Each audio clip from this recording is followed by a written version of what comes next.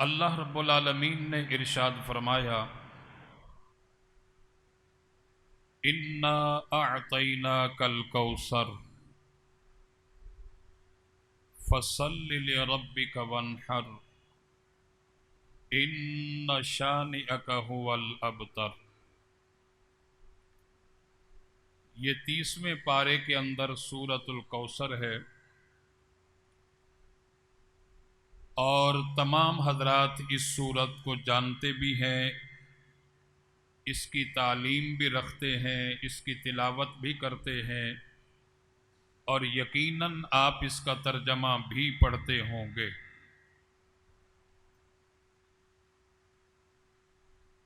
حضرت عبداللہ ابن عباس رضی اللہ تعالی عنہ فرماتے ہیں، اور حضرت انس رضی اللہ تعالی عنہ، کہ سورۃ الکوثر مدینۃ المنورہ میں نازل ہوئی۔ جناب سیدہ عائشہ صدیقہ رضی اللہ تعالی عنہا اور دیگر اصحاب رسول کا یہ فرمان ہے کہ یہ سورۃ الکوثر مکے میں نازل ہوئی۔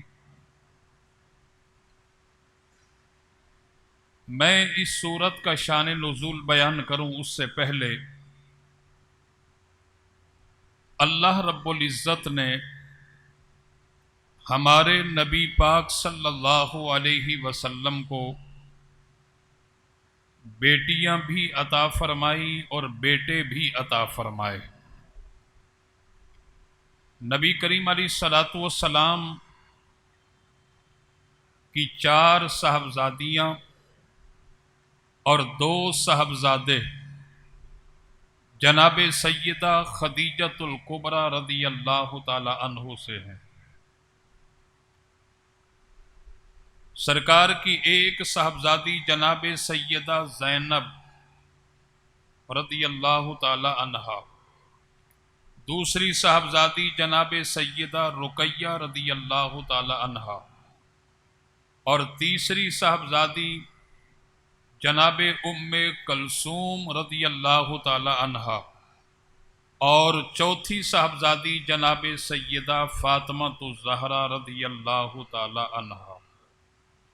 یہ 4 صاحبزادیاں نبی کریم علیہ الصلوۃ والسلام کی، اور 2 صاحبزادے حضرت عبداللہ اور حضرت قاسم۔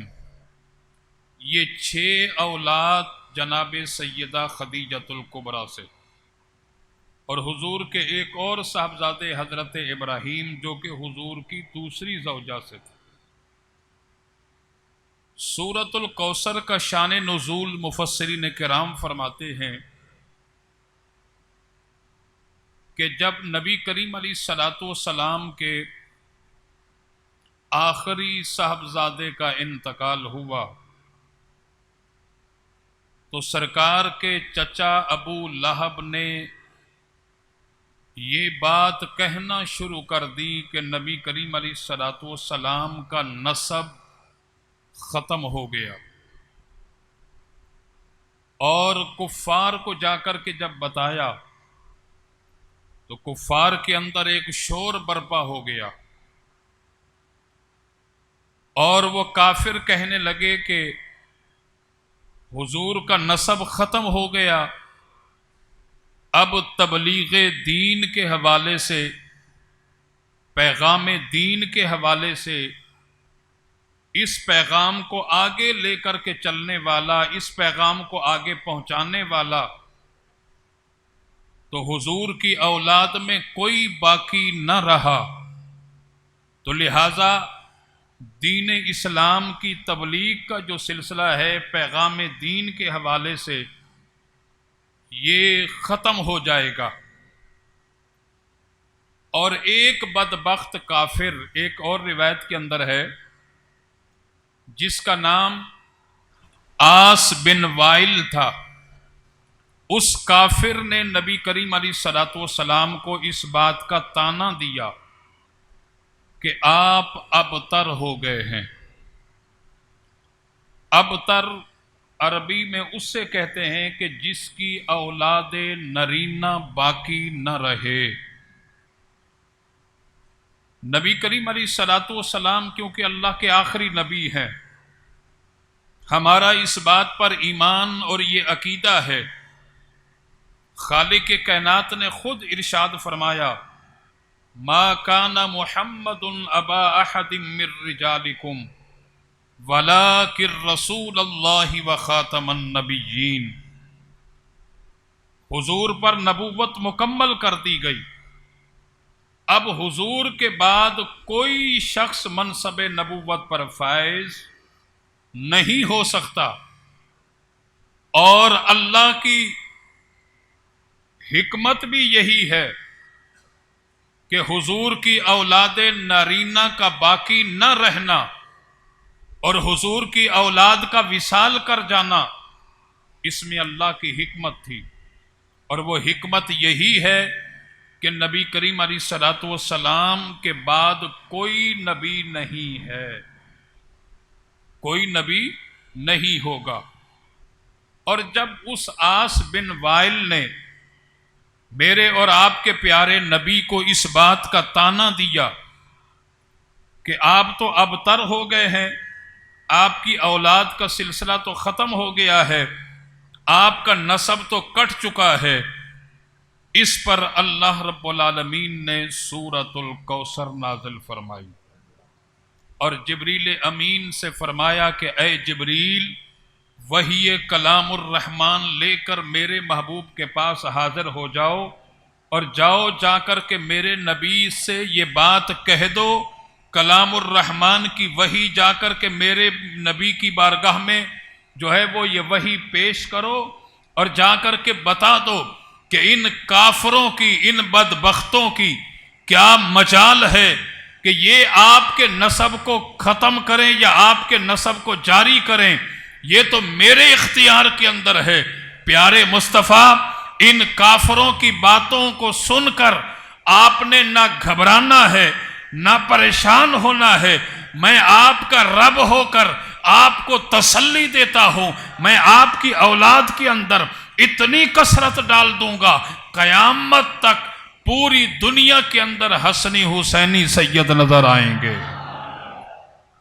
آج دیکھ لیں، اللہ رب العالمین نے اولاد نبی کے اندر اتنی کثرت ڈال دی ہے کہ پوری دنیا کے اندر حسنی حسینی سید نظر آتے ہیں، اور یہ جو حسنی حسینی سید ہیں یہ میرے اور آپ کے پیارے نبی کی نسبی اولاد ہے، اور حضور کی جتنی بھی امت ہے